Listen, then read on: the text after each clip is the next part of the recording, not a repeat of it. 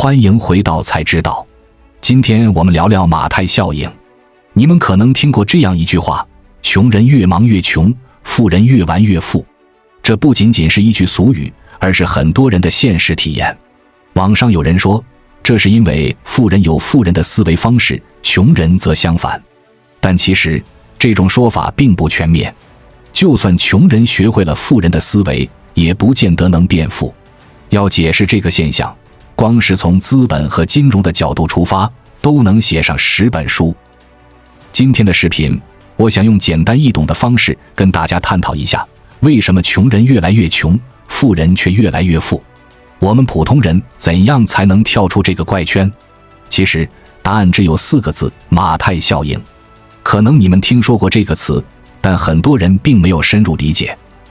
马太效应的意思是，一旦个人或群体在某个方面取得了成功和进步，他们就会有更多的机会去实现更大的成功。这个效应源自一个古老的寓言故事。一个叫马太的富人要出门远行，临行前交给他的3个仆人每人10个金币，吩咐道：你们去做生意，等我回来时再来见我。富人回来时，第一个仆人说：主人，你交给我的10个金币，我已赚了100个金币。于是富人奖励他200个金币。第二个仆人报告：主人，你给我的10个金币，我已赚了50个金币。于是富人奖励他50个金币。第三仆人报告说：主人，你给我的10个金币，我一直放在箱子里，怕丢失，一直没有拿出来。于是富人将第3个仆人的10个金币赏给第一个仆人，说：凡是少的，就连他所有的也要夺过来；凡是多的，还要给他，叫他多多益善。这就是马太效应，反映当今社会中存在的一个普遍现象，即赢家通吃。看完故事，你会不会气愤？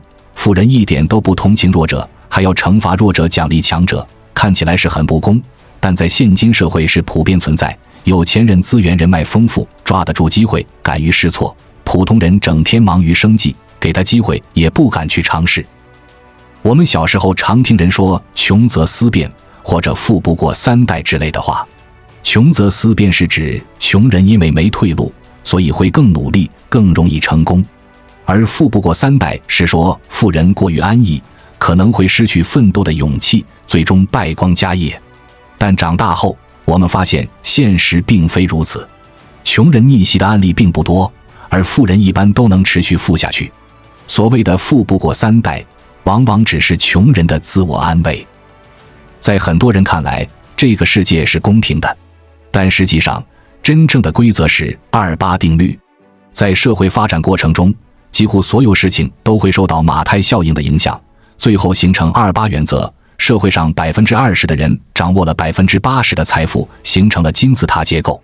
这就是现实。事实上，这种效应从我们出生那一刻就开始发挥作用了。想象一下，富裕家庭的孩子从小就能享受到优质的教育资源，长大后自然拥有更广泛的人脉和更多的机会来开展成功的事业。相反，一些来自贫穷家庭的孩子可能连基础教育都难以承担，长大后更多是从事一些高度可替代的工作，难以有所突破。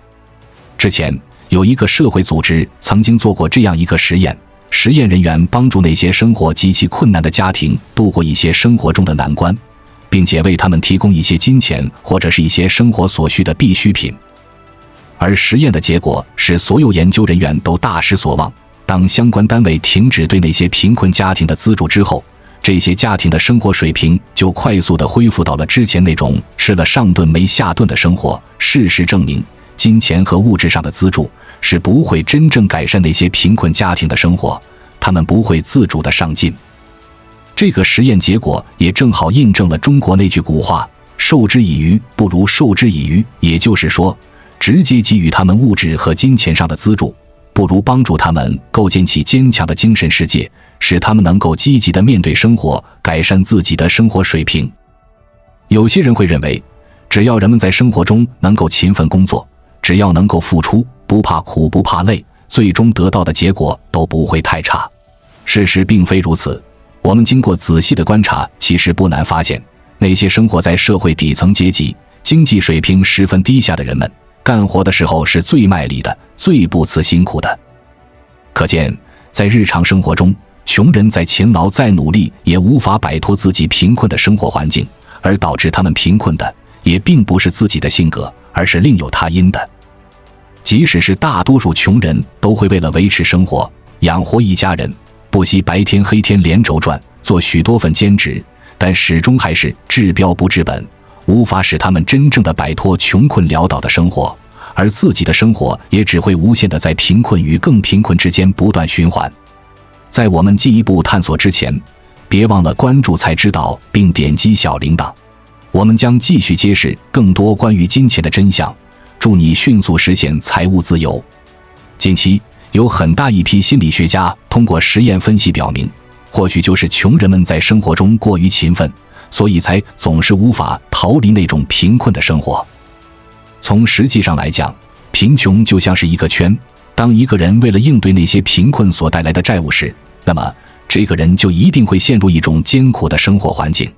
为了让自己能够摆脱这种贫困，这种艰辛就会成为压在自己身上的一座大山，他们让自己能够有足够的钱来还钱，却始终不会拥有攒钱的能力。财富的积累和教育的投资是一个循环，越富有的家庭越愿意投资教育，而这样的教育又带来更多的机会。反之，贫穷的家庭往往难以投入足够的教育资源，导致孩子的发展机会受限。这个现象甚至延伸到了学校教育，成绩好的孩子更受老师的关注，得到的教育资源也更多，从而成绩更上一层楼。而成绩不好的孩子往往会被忽视，导致他们的成绩更难以提高。工作上也是一样，有家庭背景的孩子更容易获得优越的工作岗位，如国企、央企等，享受轻松的工作环境和优厚的待遇。而来自普通家庭的孩子往往只能加入普通的民营企业，收入和待遇相对较低。更严重的是，如果公司经营不善，他们还面临失业的风险。英国 BBC 的一部纪录片《人生7年》就生动地展示了这种现象。这部纪录片跟踪了14位不同阶层家庭的7岁小孩，每隔7年记录一次他们的生活。这些孩子有的来自伦敦的富人区，有的来自中产阶层，还有的来自贫民窟和福利院。虽然他们来自不同的背景，但童年时期的他们都一样天真活泼，有着各种各样的梦想。然而，随着时间的推移，现实的残酷逐渐显现。来自富裕家庭的孩子大都考上了名牌大学，找到了高薪工作，过上了幸福美满的生活。中产家庭的孩子大多成了公务员或教师，而贫民窟的孩子则没有上大学，只能做搬运工或建筑工，收入很低。这就是现实，生活并不总是公平的。我们看到那些在社会底层的人，他们往往是最勤奋的，最不怕辛苦的。但即使他们白天黑夜不停地工作，做许多份兼职，他们的生活依然困难重重，始终无法摆脱贫困的困境。这就像是一个无法打破的圈，不断循环。更糟的是，一旦遇到突发情况，这些人可能还会背上沉重的债务。面对贫困带来的债务，他们的生活变得更加艰难。他们可能勉强能够还清债务，却永远没有攒钱的能力。而且，由于长期生活在贫困中，他们往往形成了一种定向的思维模式，难以摆脱这种贫穷生活。当一个人长期生活在贫困中，他们往往会逐渐适应这种生活环境和节奏，心理上可能会形成一种“我就是穷人”的暗示。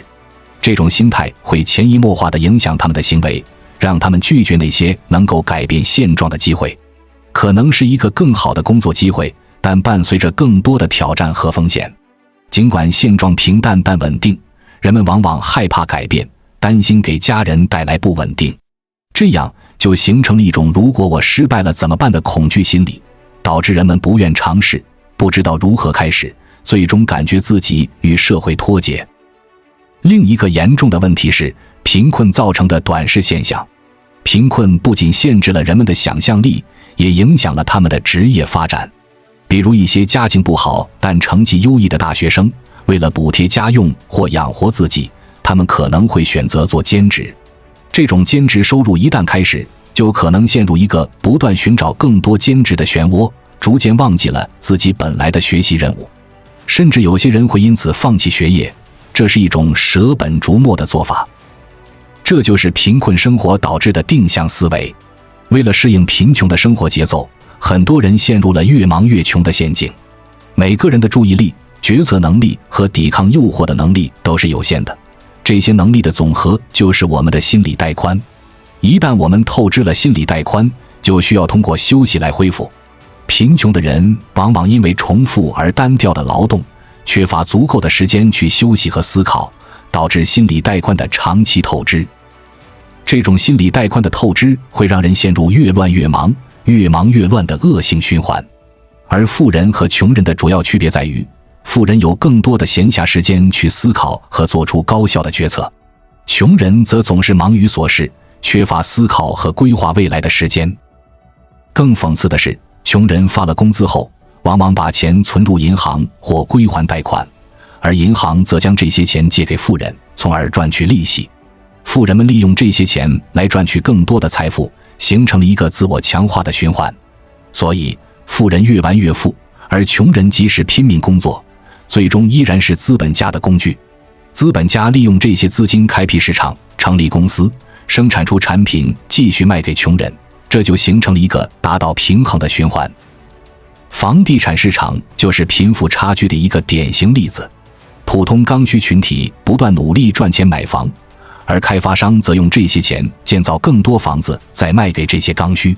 这里面不乏银行贷款的参与，但归根结底，这些钱大部分都是穷人的钱。这就造成了一个循环，穷人用自己的钱建造的房子最终被自己买下，而富人则利用这些成果来增加自己的财富。举个例子，当年索罗斯做空泰国，就是用泰国银行的贷款做空了泰国货币，赚取了大量资金。之后，他用这些钱去买泰国的优质资源。这就是一个资本运作的简单模型，有些人创造资源，而另一些人则利用这些资源。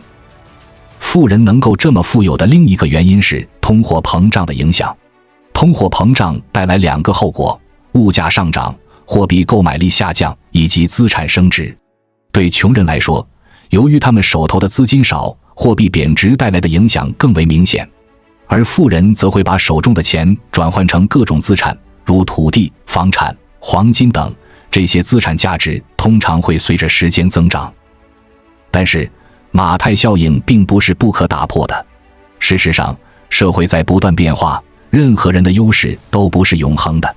有些人可能因为一次决策失误或一句话而失去一切，而原本不为人知的小人物也可能通过努力获得巨大成功。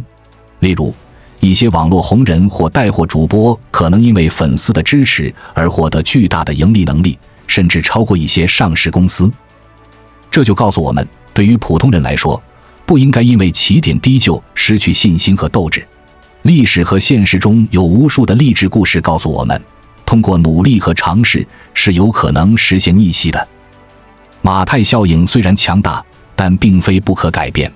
很多人通过自己的努力和智慧打破了这个循环，成为了赢家。那么，我们应该如何做才能成为这样的赢家呢？一、学习改变思维，可以去大城市历练，接受精英阶层知识的熏陶，或者学会与高人连接，可能成为不了他的朋友，但可以先学习他写的一些作品，进而改变自己的思想。二、进入优质的圈子，优质的圈子，大家共同学习，共同进步，聊的都是如何提升自己，如何一起合作实现财富的增值。低级的圈子聊的都是儿女情长，如何堕落与抱怨社会的不公。三、积累财富，学会开始攒钱，不被资本的消费话术骗得一干二净，积累自己的原始资本，等到需要的时候以备不时之需。对于部分普通人来讲，攒钱可能是实现财富增值的快速方法之一。四、教育好孩子，实现财富的传承，把你对于人生的一些经验、先进的思想来培养好自家孩子，做孩子的导师和后盾。五、学会延迟满足并减少消费。对于普通人来说，积累第一桶金至关重要。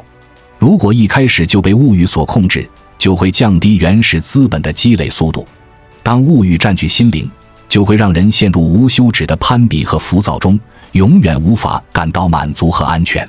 因此，我们需要学会延迟满足感，合理辨别自己的需求，区分资产和负债。举个例子，有些人为了一时的虚荣，超出自己的能力购买昂贵的物品，结果陷入债务。实际上，我们应该把钱用在刀刃上，买那些能带来更多资源的东西，而不是仅仅为了满足虚荣心。6. 积累优势并持续复利。如何积累优势呢？首先，我们需要发现自己的差异化优势，发展自己的特长。马太效应告诉我们，要在某个领域保持优势，就必须迅速做大。同时，面对强大的对手时，找到对手的弱点和自己的优势。再比如，当一个行业兴起时，往往会吸引大量人才涌入，导致行业饱和。但是，这样的兴起往往也带动了其他相关行业的发展。这些潜在行业最初可能不起眼，却蕴含巨大商机。我们在决定做什么之前，最好根据自己的能力和兴趣去做擅长的事，而不是盲目跟风。明确自己的优势是成功的关键。每个人都有自己的核心优势，关键是发掘并发扬光大这些优势。当你取得一定的成功后，更容易实现更大的成功。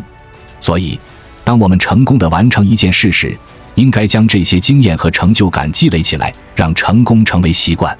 同时，要学会将劣势转化为成功的机会，这是一种思维的转变。当你有了一定的原始资本和敏锐的洞察力后，就能更好地把握机遇。记住，机遇总是留给有准备的人。当机会来临时，如果你没有准备，那么即使机会摆在眼前，也只能眼睁睁看着它溜走。